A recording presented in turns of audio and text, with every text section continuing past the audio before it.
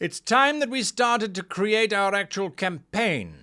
But before we do that, we need to understand where our choices come from. This week's sponsor is truly evil, and deliciously so. Steinhardt's Guide to the Eldritch Hunt fuses soul-born inspiration with Lovecraftian horror in over 300 pages.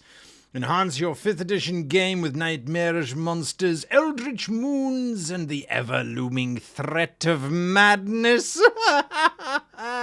No, seriously, folks. These guys reached out to us. Their Kickstarter is currently running. A link down below. Go check them out. This is a beautiful, beautiful book for 5th edition D&D. There are so many different race options that they've added in. There are subclasses. There are over 50 new monsters to add in. Just beautiful artwork as well. Absolutely stunning. Steinhardt's Guide to the Eldritch Hunt. Let the hunt begin. Hello, my fellow DMs, GMs, creators, narrators, gamers, and makers of amazing and wonderful things, all to do with our TTRPG hobby. My name is Guy, and some of you may or may not have noticed that I have blue hair. There were some questions. Why do you have blue hair? My question is, why don't you? I decided to just have a little bit of a change, just to see what was going on. And, well, you know what? I kind of like it. Anyway, we're talking about getting your campaign underway. We've been working through the chapters. We're on chapter 10 of the book now, 4 chapters to go, and you kind of go, well, we haven't yet got our campaign.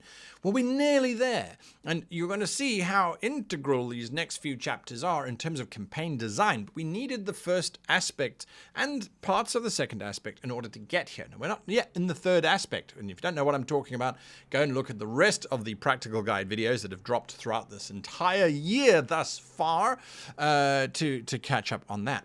So we are talking about the idea, the notion that when we come to creating our campaign, we need to figure out where are our choices going to be coming from, because we are restricted in terms of a few things. And that's what we're talking about today. Now, the first thing that we're restricted by is the rules. Now, the rules of the TTRPG, remember way back when we decided on the rule system that we were going to use in terms of helping us create our world space, in terms of helping us get our mindset into the right space. If the characters can fly, that's something that we need to know about right up at the beginning. But it is now also very influential when we start to come up with our campaign idea. We need to look at the rules and say, well, there's no point in coming up with a campaign that is going to violate the rules or that's going to change the rules. A very good example, in my opinion, is the Ghosts of Saltmarsh book, which Wizards of the Coast released, which was theoretically a kind of piratey sailing ship kind of setting. We expected sailing ships and things. We didn't get that. We got land-based adventures and some ship stuff. I wanted to run a campaign that involved ship stuff, so I had to create a whole new rule set on how to run ship combat and ship abilities and leveling up your ships and all those kinds of things. The rules were not going to support the campaign that I wanted to run. So I needed to add rules, or I needed to find a different role-playing system. I didn't want to do a different role-playing system, so I just changed the rules and made my own rules. So do you see how the rules are deeply impactful on the type of campaign that you're going to be running? So we have to understand what the rules are limiting us to. We then need to look at the outcomes of the PC's actions. What are the outcomes of the PC's actions going to be? Well, we don't know what the PCs are going to do. We cannot know what the PCs are going to do because they're insane, wonderful players and we love them dearly. But we have created our world space. Hopefully, whether you have adapted one or you have made your own, it doesn't matter. We know the world space, so we know what should happen in the world space. If the PCs steal a warship, people will come looking for them for that warship, and they will have these kind of resources available to them. So again, looking at what we have established for ourselves and then applying that to our campaign idea.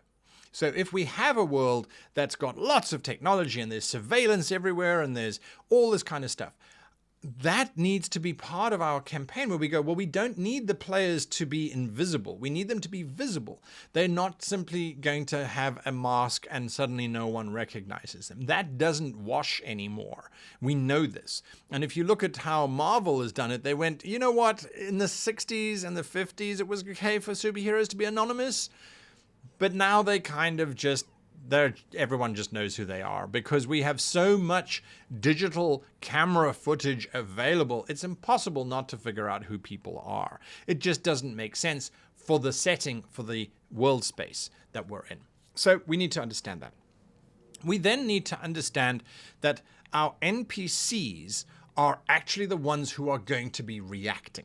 They are the ones who are actually going to be doing the stuff, doing the things within our game space. And so we need to make sure that our NPCs are as solid as they possibly can be in order for the game to actually survive. The GM might go, well, you robbed a train. The world space says that this is what should happen. There should be police officers who now try and come and find you. They're going to send bounty hunters after you. Okay, that's great. That's good. The rule system says that there are surveillance drones which can capture footage from 3 miles away. So we know exactly who the player characters are because they didn't scramble their image. Remember the player actions, and we're looking at real world consequences. So they didn't do any of that. All right, that's fine. So that's okay. The NPCs that are sent to hunt down the PCs, they need to be solid. We need to understand who they are and what they are first before we can then start to plan out our big campaign. So that's another major element that we need to take into account. Then we also need to make sure that everything is played out in such a way that there is a consequence to the events. So you go, okay, well, what does that have to do with planning the campaign? Surely we don't know what the events are going to be. No, we don't. But the campaign needs to adjust and adapt and change as a result of the things the player characters are doing. As the events that the player characters cause to happen take place, the campaign is going to have to change. Now, it makes a lot of sense in my head to be prepared for the fact that your campaign is going to change from what you planned. If it doesn't change, if there are no changes at all as a result of the PC's actions, then you have not created a campaign, you are writing a book. And the player characters are completely incidental in that book. They're not the actual main characters of the book.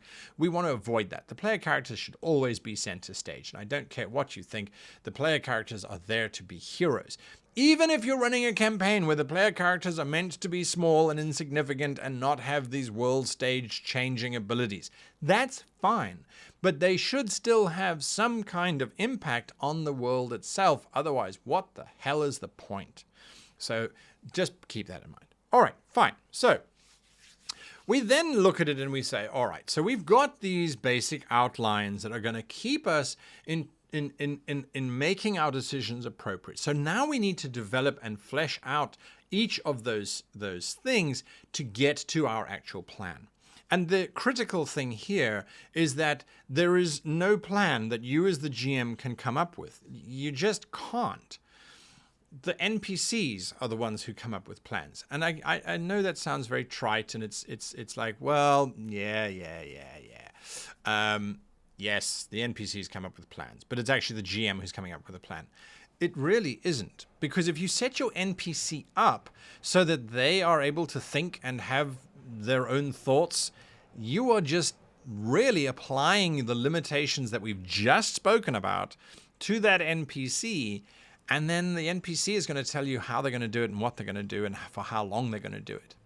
So the final thought that I want to leave you with on today's video is there is the incredibly powerful tool that we have of coincidence. As a GM, this is the only way that we can actually interfere in our game once we've set it in motion. Because we have our rules, those are predetermined, we have our world space, that's predetermined, we have the NPCs who are apparently going to be determining themselves. We're going to see how that's going to work in a couple of weeks time or in a couple of videos time. the power of coincidence is really the only act of GM that you can insert into your game.